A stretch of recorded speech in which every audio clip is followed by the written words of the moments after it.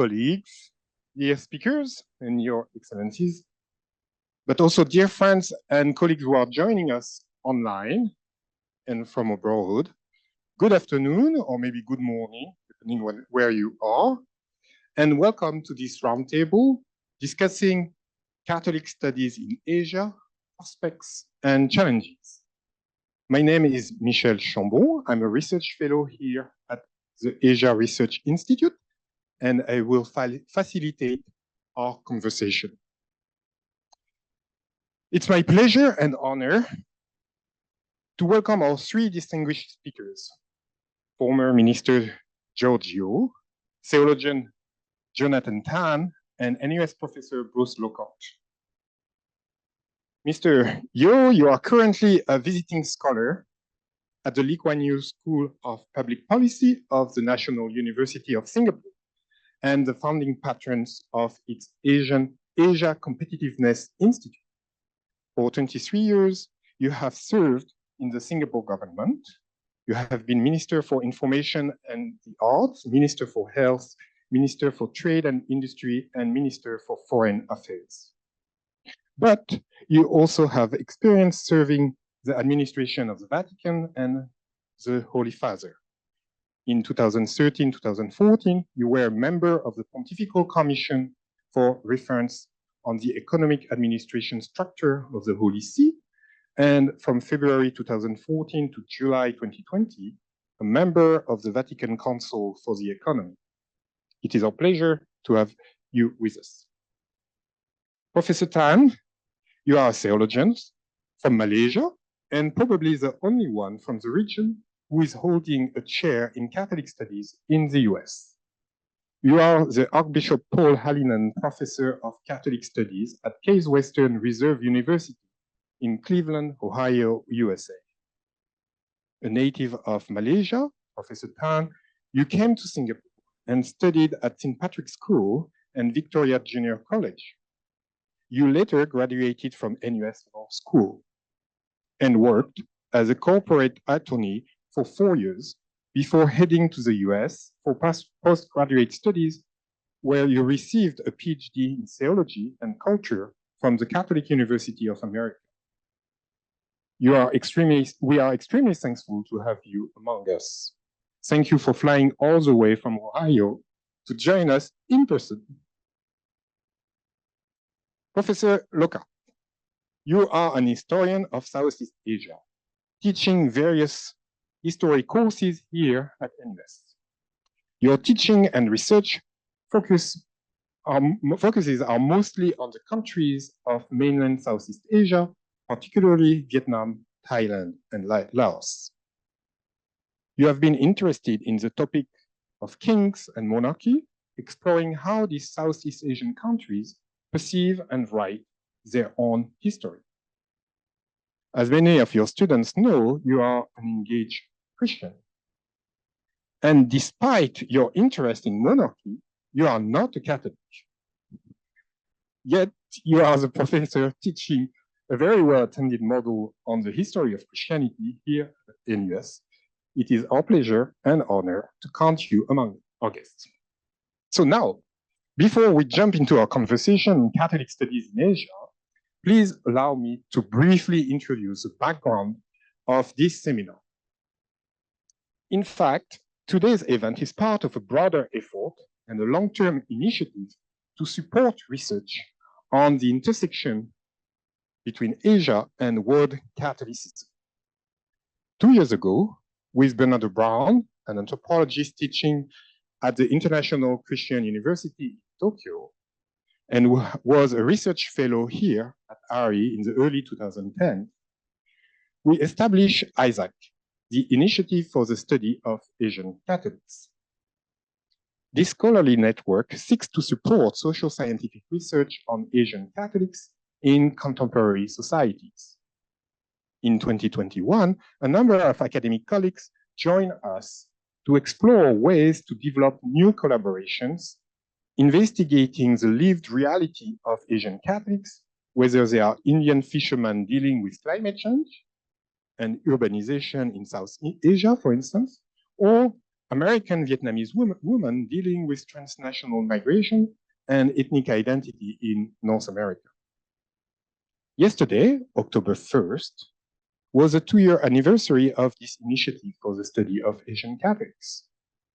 In 2 years, Isaac, through the generous support of the Asia Research Institute, but also with the help of UCANU's International Christian University in Tokyo and now De La Salle University in the Philippines, the initiative has organized several workshops, conferences, in-person and online, launched a variety of research collaboration on family, Mary in Asia, migrations, and others.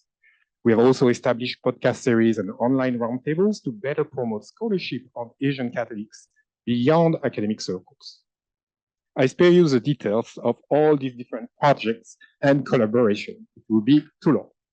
Today, our seminar is part of this long-term effort to support dialogue and research on Asian Catholics and on the ways in which contemporary Asia intersects with the largest religious organizations of the world, the Catholic Church. We are here to listen and learn from our 3 distinguished speakers who have shared intellectual interest and expertise on Asian Catholics. What is the scope and realities of Catholic studies in Asia? How is Catholicism influencing Asia? But also, how are Asian people shaping world Catholicism? Are Catholic studies relevant to the understanding of Asian societies? To what extent Asian policymakers, journalists, and religious leaders need more academic resources to understand Asian Catholics and the global Catholic Church? This is hopefully some of the questions we will be able to explore together. In terms of format, our speakers will first share their insight and analysis on a series of questions related to Catholic studies in Asia. In the second time, we will welcome questions from the audience. For people here in the room, we will ask you to take a microphone, introduce yourself, and raise your question directly to our speakers. For the online audience, we invite you to submit your questions in advance to the online moderator, and she will help us to bring them to our speakers later. So without further ado, let me ask a first question, and maybe to you, Professor Tan, since you are holding a chair in Catholic studies in the US. What is this field of Catholic studies? Could you briefly introduce us to this notion of Catholic studies? What is that in America? My name is Jonathan Tan, and I hold the endowed chair, the Hellinan Professor of Catholic Studies at Case Western Reserve University. So let me say something about Catholic studies. This is something that first emerged in the United States. So what is Catholic studies?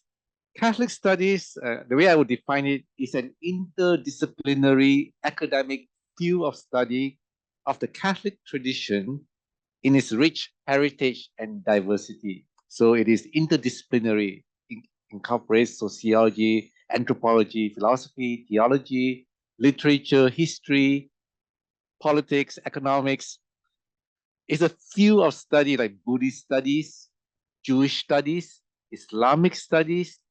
Of course, now in the US, thanks to Catholic studies, now we have Anglican studies, Orthodox studies, even evangelical studies, and charismatic or renewal Christian studies. It's the newest field.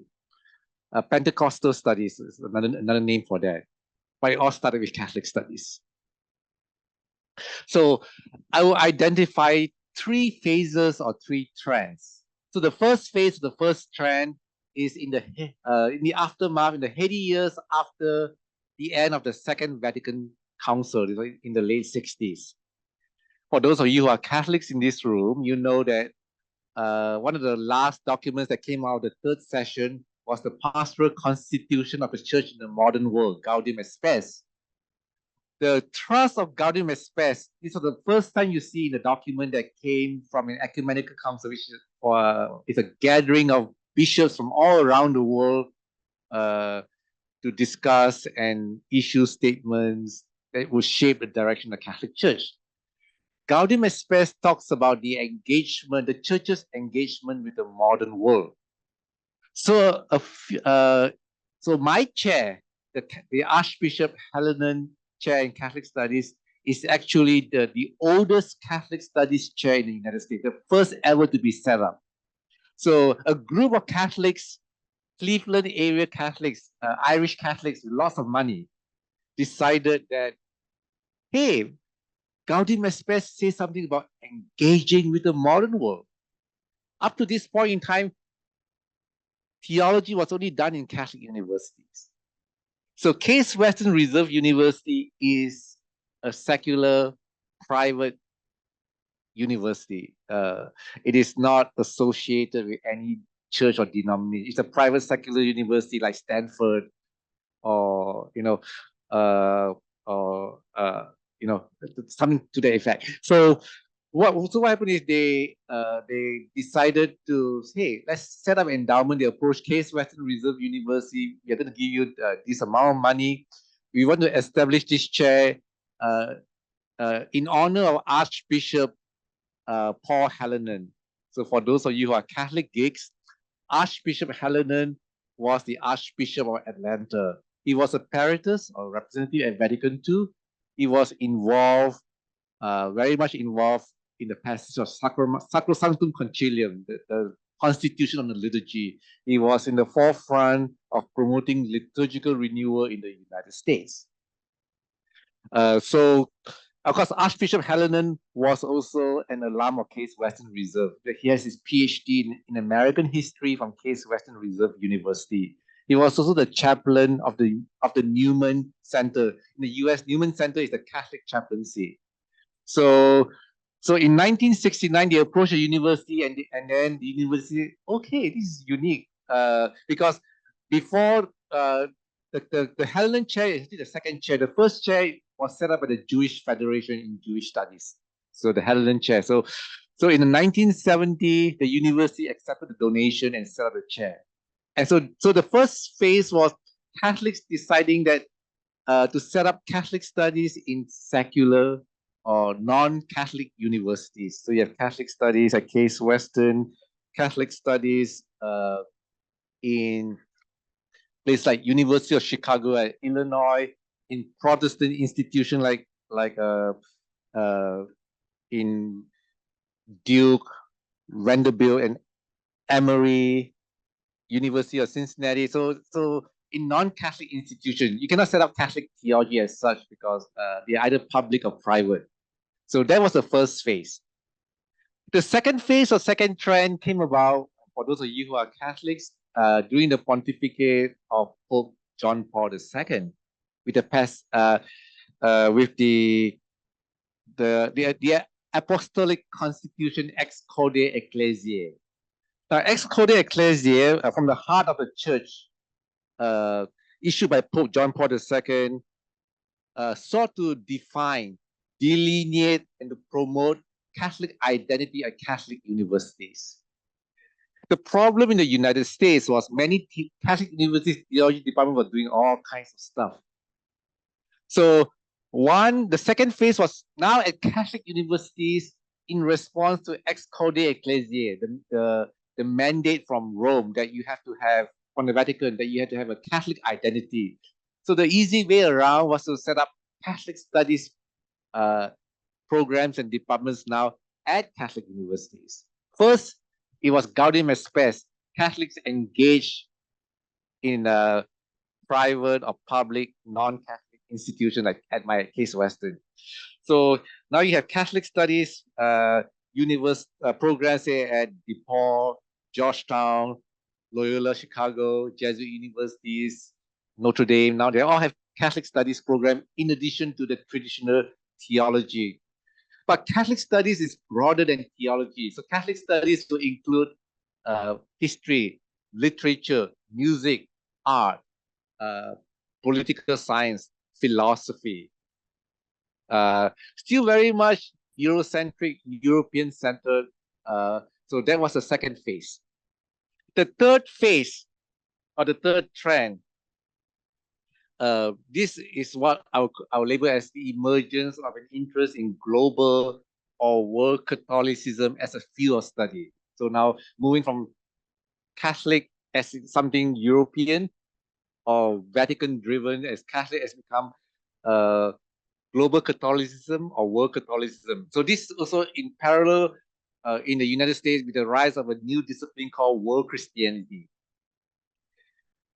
So for those of you who are Catholics, you may remember that the Jesuit theologian Karl Rahner, in his 1979 address at the Jesuit Western School of Theology, later on in an essay published as Towards a Fundamental Theological Interpretation of Vatican II in 1979, he talks about Vatican II marked the first official self-actualization of Catholicism as a world church.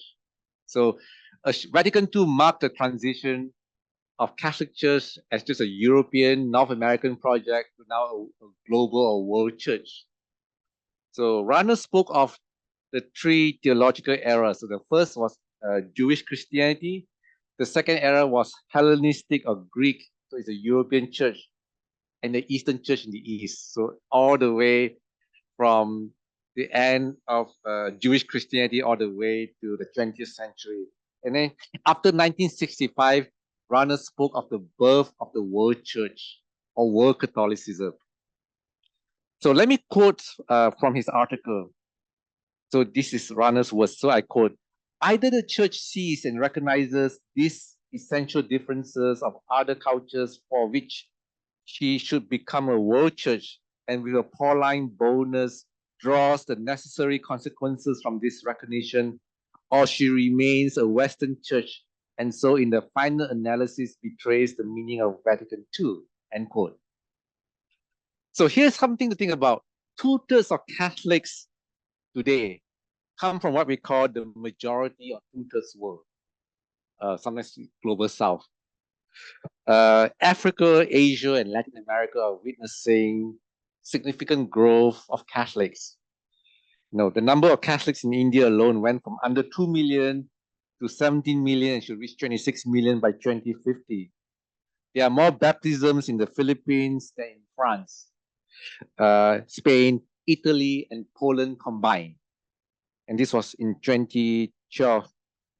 In Korea, Catholicism has grown by roughly 70% during the last decade, and to more than 5 million people, representing about 10% of the total Korean population. So this is what we mean by focusing now, a shift in Catholic studies to focus on world or global Catholics. So one example I would always give to my students in America is when I ask them, so where do you think is the world's largest Catholic church? They'll say, oh, some maybe in Europe, I thought parish church, or in America. I say, no, it's actually in Dubai. St. Mary's Church in Dubai, UAE. It's the largest Catholic parish church worldwide with 300,000 parishioners, 35 to 40 masses in 12 languages, over 80,000 hosts distributed weekly. And it's primarily driven by migrant labor in the Persian Gulf states. So the shift now in Catholic studies is to study not just in Europe and North America. So my chair, the reason I'm the first non-white, non-European person, now there's African American and Latinos, but I was the first, the Catholic, when my predecessor retired, the Department of Religious Studies at Case Western decided that they wanted to focus on global Catholicism. So they hired me because Asia is Asia and Africa are the two areas with the fastest growth. So I'm at the cutting edge of research. If you're familiar with my scholarship, I study Asia, Catholics in Asia. So my program is Case Western's Catholic Studies is a shift to global Catholicism.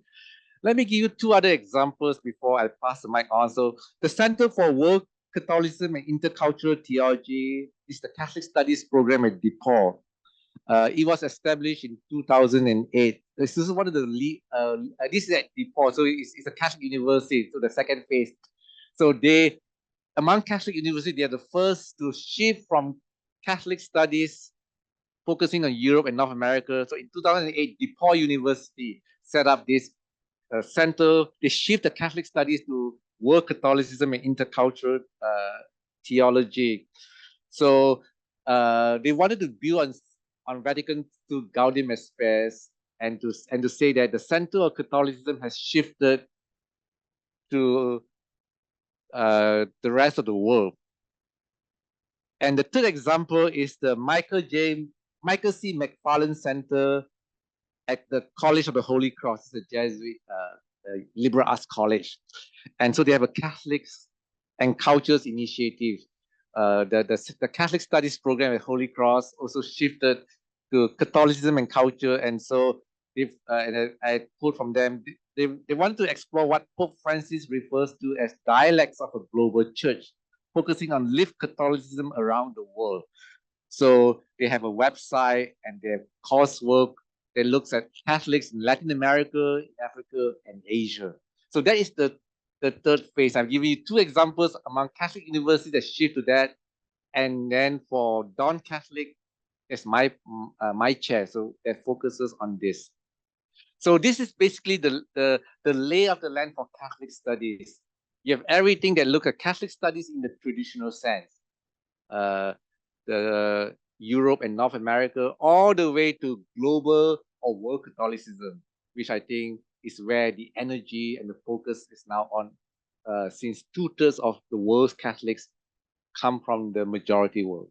And yet we see that Catholic studies are really linked to the US history and to theology. So I would like to bring the conversation now to Asia. What, in this stage, we're in 2023, what can Catholic studies bring to the study of Asian societies, and what can, on the other way around, and maybe to you, Mr. Yo, what can Asian societies bring to the field of Catholic studies? So the relationship between the two, Asia and the new emerging field from the US of Catholic studies. Michelle, I know very little about Catholic studies. And the reason why I'm interested is because I want to understand myself.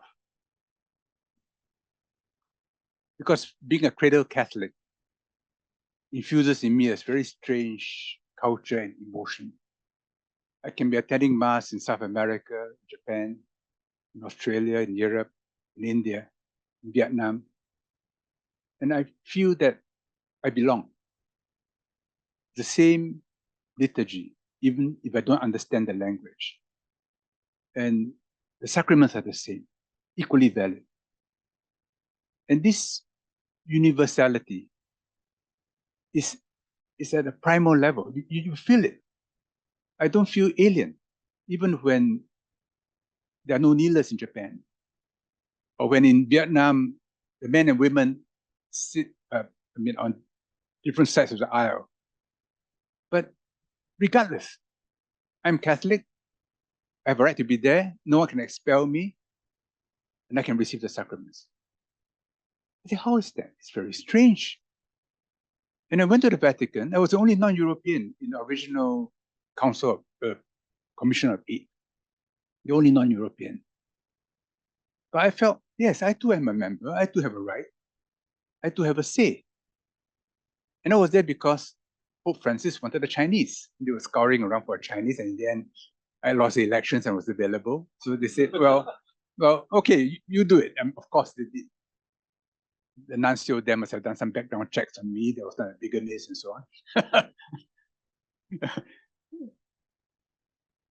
And in the Vatican, oftentimes one of the cardinals would say Mass for a small group of us on the council at 7 a.m. So we wait. It could be a cold winter morning. We were waiting, huddling, and then punctually at 7, the doors would open and be streaming from Domo Santa Marta, where we enter. And then streaming in from the sacristy would be priests of different colors, usually with an altar boy. Some by himself. Some with a little troop, others with a large procession. And saying masses in different corners of the basilica and the crypt, in different languages. Some said, some sung.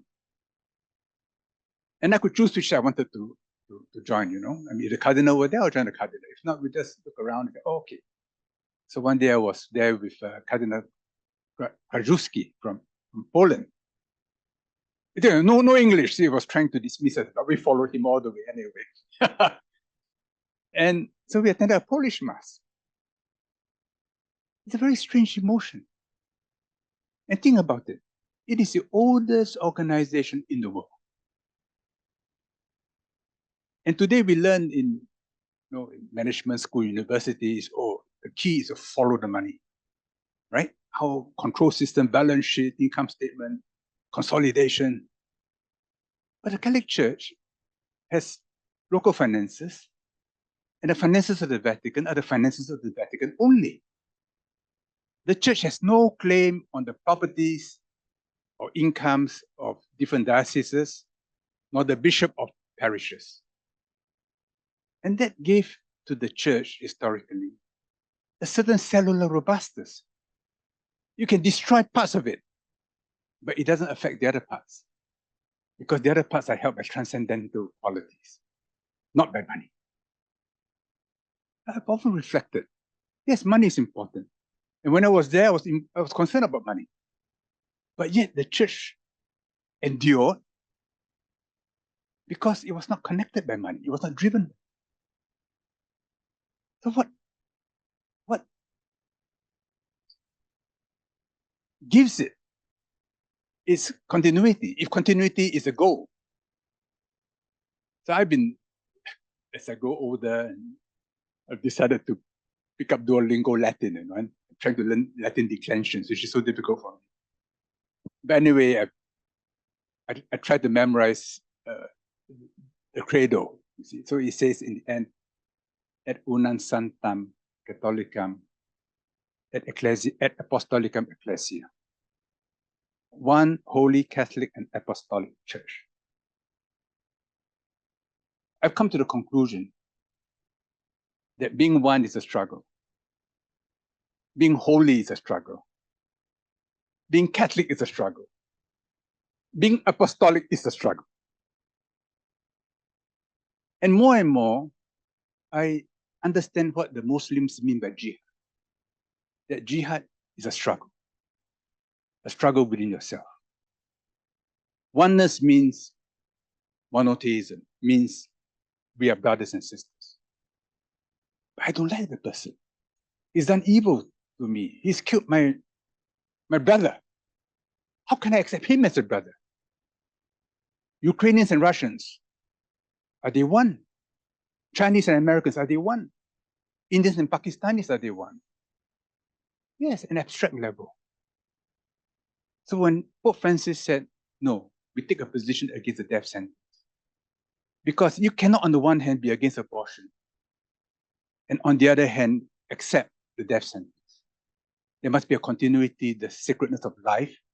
More importantly, hope that a person like Paul can change, even at the last hour. Holy is a daily struggle, right?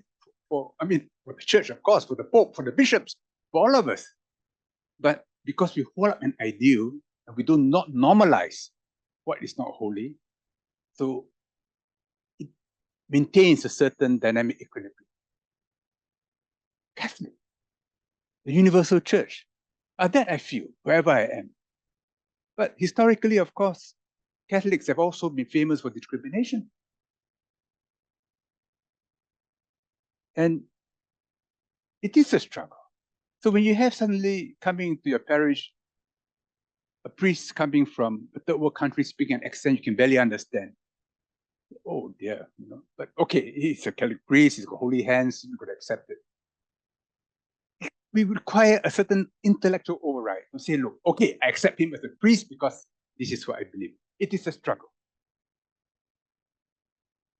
And apostolic, well, okay, it's a succession, but it's constantly contested. I mean, China today, well, you know, it's still kind of a delicate concordat between Beijing and the Vatican. And in Vietnam, it's a bit more settled now. Hopefully, it paves the way for China. Maybe. Well, we'll see. If the spirit wants it, it will happen.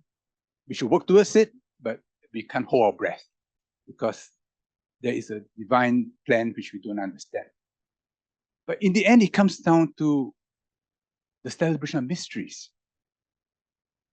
So in that famous exchange of letters in the Bologna newspaper between Umberto Eco, who is a self-avowed atheist. Self-avowed atheists don't exist. If you are self-avowed atheist, you're actually very religious. See? So it's actually a debate between belief and non-belief. And Cardinal Martini, the Jesuit bishop of Milan. And one famous line, a repose from Martini, he said, our mission is not to explain everything. It is to celebrate mysteries. Mysteries. Why are we here? Why is the universe so amazing? Virgin birth, is that possible? And even in the creed, when he says on the third day he rose again, he says secundum scripturas. In other words, this is belief. You cannot explain it. And so many things in the church and in life which we cannot believe. Yet at the same time, as a Catholic, we learn that God is love, right? So both Benedict and Francis, when they were asked, why did God create the universe? Out of love. When I first read it, I thought, wait a minute. I just watched a movie, Oppenheimer, yesterday. You know? Yeah, Princeton physicist say, why did God create the universe? Love? No, it was all these formulas, quantum mechanics, relativity. But he created it out of love. It's a mystery. But counterposed to it is John, God is logos. The word, reason, coding. But love. So somehow in this mix, you create a universal church which has endured more than any other organization. It deserves study. When I was at Montserrat in May, so the number 3 there, I can't remember his name, there's a name for it. Anyway, he explained the Benedictine monastic rules. So you vote. You say there are 4 tables. 4 tables. One, you eat around the table. Then you're a church around the divine table. Then you have a political table where they sit, one man, one vote, and then they vote for the abbot, but for life. So once you vote for him, it's absolute. Of course, he can be impeached, but by other monasteries coming in to intervene. But if the Pope misbehaves, then we have a problem, right? But luckily, he's mortal. So in the end, the problem will resolve itself. So even when the Pope was captured in Avignon, the French cardinals said, no, we must go back to Rome. We had to go back to Rome because there's something in them, transcendental, beyond politics, beyond family, which stirs them, in the end, to come back to what is right. All this is fascinating. And as a Catholic, I watch all this in wonderment. You know, why am I a Catholic? Why am I so proud to be a Catholic? Belonging to this amazing, incredible, but fallen organization, but which still endures. And that's why I have this great fascination with what you're trying to do, Michelle. But I'm going to bring it back to Asia. and I'm going to throw our dear colleague under the bus and ask him, okay, so from an Asian perspective, and especially from a perspective of Southeast Asian history, why should we engage with Catholic study? Okay. First of all, I'm very pleased to be here. As Michelle mentioned, I'm the token minority. I'm actually an elder, a lay leader in a Presbyterian church, but I have quite close emotional connections to Catholicism since I was a boy. And actually, for me, Catholicism also has an Asian face because my closest friends were Vietnamese refugees and they were Catholic, and they had a Catholic mass in Vietnamese once a month. So I actually learned the mass in Vietnamese before I ever learned it in English. But I teach, as Michelle mentioned, I teach, my field of research is generally speaking not religion, but I am working now on the implantation of the French in Southeast Asia in the 19th century. And of course, if you're looking at that topic, you have to look at the missionaries along the way. But then when I teach my undergraduate history of Christianity, which is basically 2,000 years in one semester. One of my main goals, both there and in my church, is to help fellow Protestants understand more about Catholicism. And I think generally I'm successful with that. I thought I would just share a little bit about how we as historians of Southeast Asia study Catholicism. And of course, I have never met a Southeast Asianist who calls themselves a specialist in Catholic studies, but we're probably getting there. And so broadly speaking, let's see, from a historical point of view, and both historians and anthropologists are probably the two groups of people that study Catholicism in Southeast Asia most often. The two basic groups that we're interested in are, of course, the missionaries and then the converts or the native community. When we look at missionaries, one of the things that I try very hard to get my students to understand is the diversity of the missionary experience in Southeast Asia. Many of you are familiar with the phrase that the Bible follows the flag, and so the assumption is always that Catholicism came into the region, as it did in many other places, with conquest. And so I point out that in the Philippines, that is true, but that is certainly not true in the case of Vietnam. That Vietnam, of course, had Catholics for hundreds of years before the French ever colonized Vietnam. And then the French colonial regime was generally quite hostile to the missionaries. So most Vietnamese Catholics' ancestors probably converted before colonialism. So already you have a very, very strong diversity between the Philippines and the Vietnamese, which are the two countries in Southeast Asia, which have been historically most strongly marked by Catholicism. And so on the one hand, when we study missionaries in Southeast Asian history, we have to look at the diversity of relationships between the missionaries and the regimes that they were there under, also recognizing that in many cases, the missionaries, again, the Philippines would be the big exception, but for the rest of Southeast Asia, the missionaries were not really particularly imperialist until the 19th century, when they began pushing more strongly for their national interest. So that's the first aspect of missions that we look at, is simply to understand the diverse relations that they had with colonial regimes. The second, and this is something that's relatively recent, is looking at missionaries as anthropologists or observers or as scholars. One of the big trends in the historical study of missionaries in the last few years is that, and this is true globally, until maybe 2 decades ago, you were either a Christian historian writing a rah-rah history about missionaries, or you were a secular historian writing very, very critical history about the missionaries, and there was very little meeting of the minds. In the last 2 decades or so, there have been a group of scholars, some Protestant, some Catholic, some, I think, secular-minded, that are really trying to understand the missionaries on their own terms, understand what they thought they were doing in the areas that they were serving, and also analyze how they looked at the people around them. Because in many cases, the first Europeans that really came and lived in Southeast Asia and wrote about Southeast Asia were missionaries. And of course, it was for hundreds of years, it was the Catholics. Because the Protestants, as I tell my students, we play catch up. Protestant missionaries didn't really arrive until around 1800, and the Catholics had been there for quite a long time before that.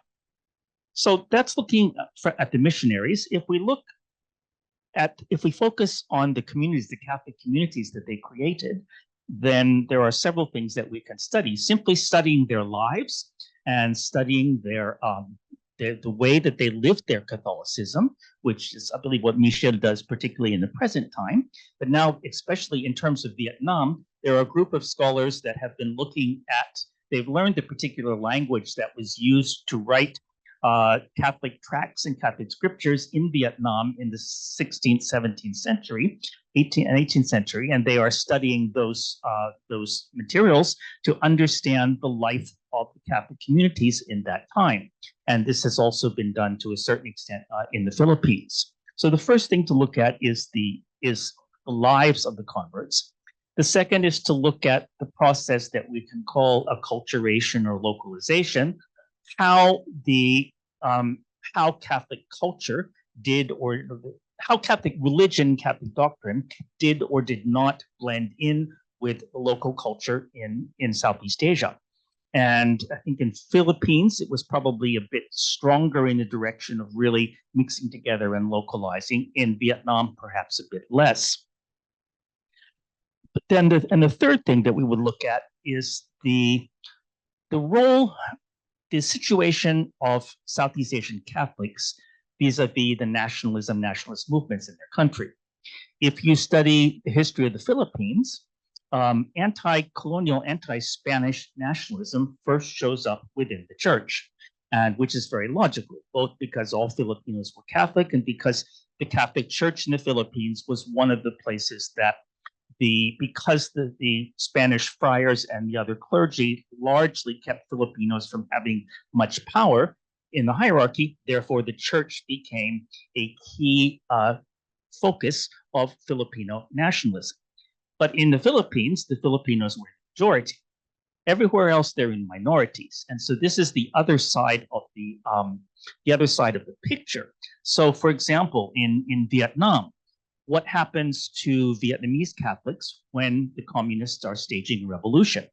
And how do they negotiate their kind of dual identity as Vietnamese and as nationalists? And this is something that several scholars, particularly in France, have looked at.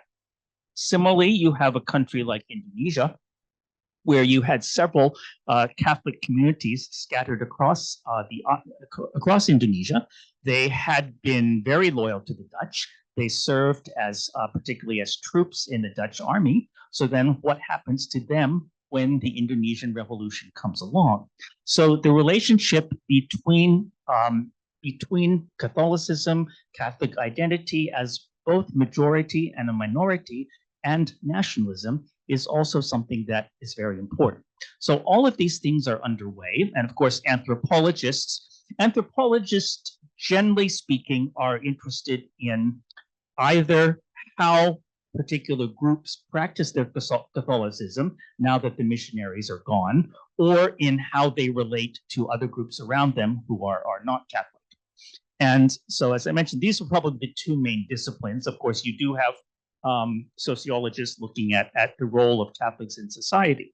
But I think if we want to understand the majority in the Philippines or the Catholic minorities in these other countries, we absolutely have to have a foundation looking at them as Catholics in their own right, with a good understanding of what they believe and how they came to be there. Thank you. Well, before I open the floor for questions from the audience, allow me to bring back the topic of conversation and ask you, from your perspective, what could be the most important or stimulating research of topics when it comes to Asian Catholics, Catholic studies in Asia, this kind of conversation? We heard things in humanities, I will say, philosophy, economy. We heard things on nationalism, for instance, as a topic of research, theology. So which kind of research direction do you see as something important for Asia, for Asian societies and Catholic studies at large? And at the same time, which kind of challenge do you see for this kind of research? For instance, I'm impressed by how all of you we saw the linguistic dilemma coming back over and over. So in Asia, we have so many different national languages that are very different from each other. And unlike in Latin America, for instance, or North America, we don't have a common language for academic platforms to engage with each other beyond national boundaries. So that's this diversity of language is both a blessing and a challenge. So that's just an example from my side. But And you have to add Latin to the mix if you want to do Latin, it historically. because somebody here can talk about the difficulty of learning Latin. From your perspective, which kind of research direction you will see as important, each of you, and which kind of challenge should be acknowledged and considered in this rise of Catholic studies in Asia? Are we going to talk later about Catholic studies versus Christian studies? Okay. Yeah, one of the questions that we were given to think about was the relationship between Catholic studies and broader Christian studies. And I think this is very important because, at least within the field of Southeast Asia, generally speaking, Catholics and Protestants are studied as two separate groups. And now this is partly because, particularly if you study missionaries, there are not many examples in Southeast Asia of people, ethnic groups, where some became Catholic and some became Protestant. Singaporean Chinese would be the main example, and then Vietnamese historically. But generally speaking, Catholic missionaries are studied separate from Protestant missionaries, and Catholic communities are studied separately from Protestant communities. My impression is much of the work I see, at least on Indian Christianity, is very similar. So it would be very useful, I think, to bring them together, to do comparative studies of, let's say, of Catholic missionaries and Protestant missionaries. So, for example, a very basic issue like how willing are you to train local clergy? How willing are you to have native priests and native pastors? I should mention, incidentally, that some people find the word native objectionable for reasons that are not clear to me. So they replace it, at least in American academia, they replace it with the French word indigène, which, as Michel can confirm, means exactly the same thing as native. It is used in exactly the same way as the word native. So I tell my students, indigène sounds better because it's French, but I will stick with since I'm more or less bilingual, I know that indigène and native are the same thing, so I'll stick with native. Anyway, so the question for how willing were missionaries to train local clergy, and what kinds of roles did they have? This is a tremendously important question for the history of Asian Catholicism, and it's also an important question for the history of Asian Protestantism. So they could be put together very well. The other interesting thing would perhaps be the situation of a minority Christian community within a vis-a-vis a larger Christian community. So, for example, in colonial Indochina, there were almost no Protestant missionaries because the church pressured the colonial government to keep out the Protestant missionaries. I saw this very clearly in archival documents when I was doing my thesis research. 1954, the French leave. You have a pro-American South Vietnamese government, and American missionaries come in. So the relationship between, let's say, if you were Protestant missionaries under a Catholic regime, or if you were Catholic missionaries under a Protestant regime, would also be very interesting.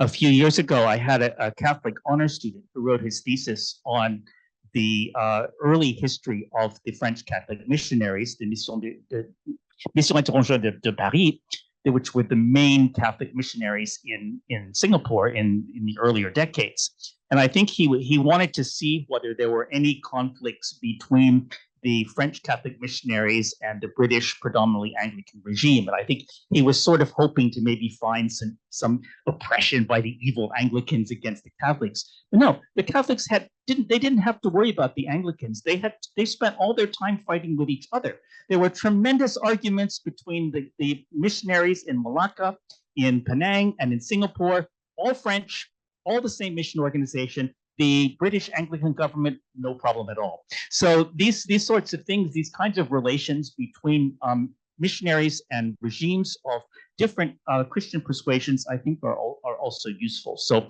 we really need to see a wider and more comparative studies. And I think Catholic studies certainly is a subset of broader Christian studies, but we could have effective Christian studies that are looking at both.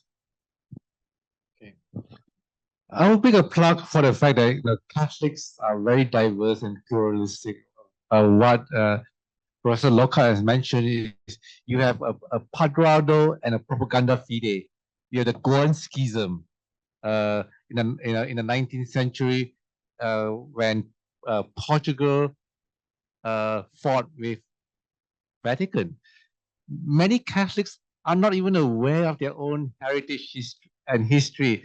The reason why you have St. Joseph's Church as a Portuguese mission that lasted until Portugal signed an agreement where jurisdiction was transferred from the Archbishop of Macau to the Archbishop of Singapore. How many Singaporeans know that? I think 1980. No, it was a very late, so it lasted until that long because there were overlapping jurisdiction. Malacca, the propaganda fide could never get along with the padrado, and that happened in India too. The jurisdictions are divided. So when you talk about Latin Catholics, there's not a single Latin Catholics. Are you the descendant from the Goan Church, the Mangalore Church, the propaganda fide church that evangelized South India? Then of course there's the Keralites, the Syro-Malabars, the Syro-Malankaras. So I will still make a plug, and this is in North America. The reason why you have Anglican studies, Orthodox studies, evangelical, Catholic studies is because it's very good to do the comparative, but you can also do the comparative work within Catholicism. How many Singaporean Catholics know that there were overlapping Catholic jurisdiction in Singapore where Portugal and Vatican couldn't get along? So depending on who sent you, you are answerable. The reason why, if you go to St. Peter and Paul Church, how many of you saw the sign that says Napoleon III donated X amount of money? You know the sign? How many of you know about the French Catholic Protectorate, where the French government funded Catholic missions in China and East Asia? So if you're part of the French Catholic Protectorate, there was also jurisdiction issues. How many of you created Catholics know about this intra-Catholic dispute? Now, I have to say, because my PhD work is actually in mission studies. So there's something I share interest with you. And it's so fascinating to study all this rivalry just among the Catholics, so that there's less of a conflict with the British colonial administration, who couldn't care less. So I hope this gives rise to an interest why we need Catholic studies in the historical sense, in the cultural sense, sociological, anthropological, because I think there's so much to learn about Catholicism and beyond theology. Let me tell you, in history, in sociology, in culture, the fact that Vatican, most people associate vernacular with Vatican II, Sacrosanctum Concilium, but Asian missionaries have been petitioning for the use of vernacular. So one of my research study was studying the propaganda fide archives, where I uncovered how from 19th to 20th century, how propaganda fide granted permission to Indonesians and Thais and Vietnamese and Chinese Catholics to be able to use vernacular in certain parts. So these are very, very fascinating things. And of course, when we talk about Catholics, one of the things I point out to people is we don't assume that Catholics are all local born. You go to Hong Kong, most Catholics are actually not Hong Kong Catholics, but migrants. You go to Japan, you walk into a Catholic church, there are more non-Japanese Catholics than Japanese Catholics. Singapore, because 1/3 of Singapore residents are migrants, only 2/3 are local born. So you have when you talk about Catholics, it's not just Singaporean born Catholics, Filipino Catholics, Indian Catholics, Catholics from all around the world. And of course, because I worked with Filipino Catholics before I went to the US for study, and there was always tension between Filipino Catholics and the Archdiocese, in the sense that, we want Mass in Tagalog. Just because we can speak English doesn't mean, we don't want a Tagalog Mass. So Korean Catholics and getting chaplains from Manila or Korea to come here has been a challenge. And for those of you who work with migrant Catholics here, so migration, history, sociology, anthropology. There's just so much to study about Catholics beyond just theology, because it is not theology that makes us Catholics. You know, we are incarnated and flesh human. We bring our cultures, we bring our traditions, we bring all these things. This is what makes us universal.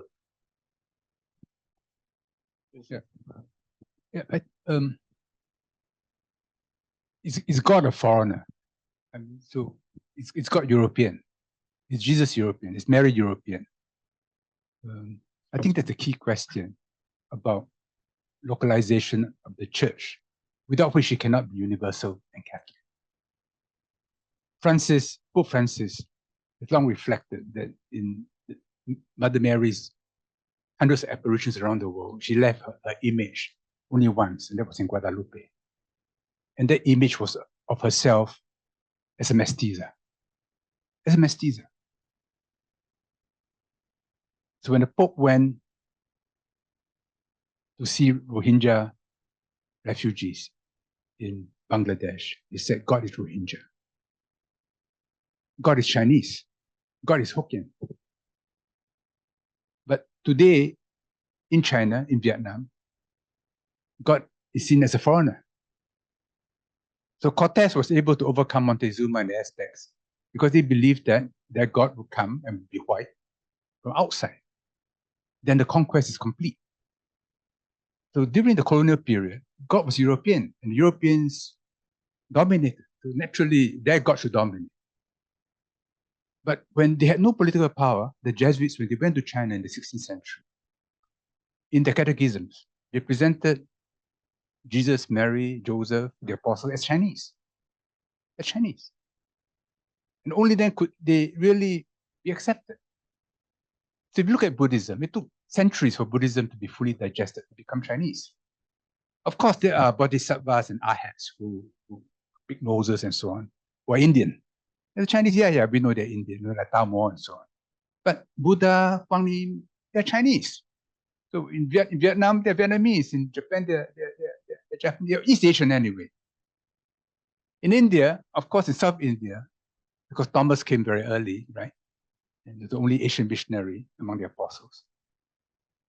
So Christianity in South India is very indigenous.